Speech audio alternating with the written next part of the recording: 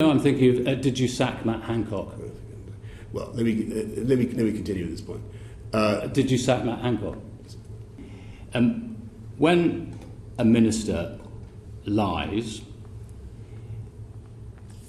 they should correct the record. I'm presuming you agree. Of course. They might do so inadvertently.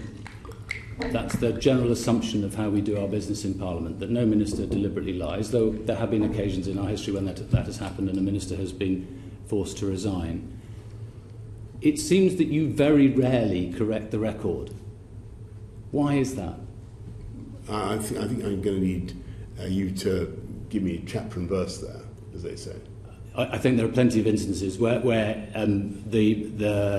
you have been told by various independent and outside bodies that the precise words that you've used have not been the full and accurate version of events. Well, let me give you an example. Okay, well, Mr. Bryant, let me give you an example because I think you're, if I may say so, and great respect to you, Sven, I'm not entirely sure that Mr. Bryant's questions are in order, but let me give you an example. It's commonly asserted, for instance, that when we put the figure of £350 million a week on the side of a bus that went round this country, causing a great deal of hoo-ha, that was erroneous, and that did not reflect the true figure. That's probably one of the things that you're thinking of, is it, Mr. Bryant? No, I'm thinking of, did you sack Matt Hancock?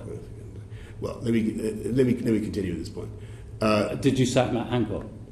Let me give you an example of the £350 million a week.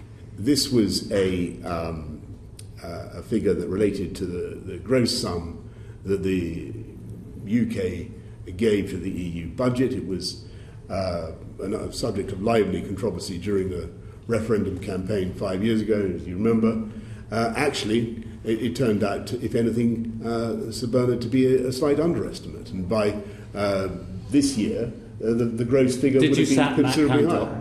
Sorry, if on your question about Mr. Hancock, the former Health Secretary, let me just go back to what I said many times, and I think I said on the floor of the House of Commons, which was that we read about, and I think you read about, we all read about the story concerning Mr. Hancock and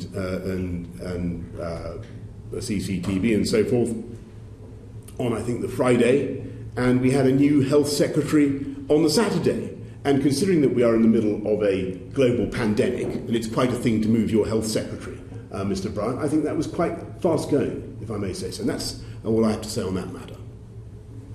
But you said you sacked him. I'm afraid you've had your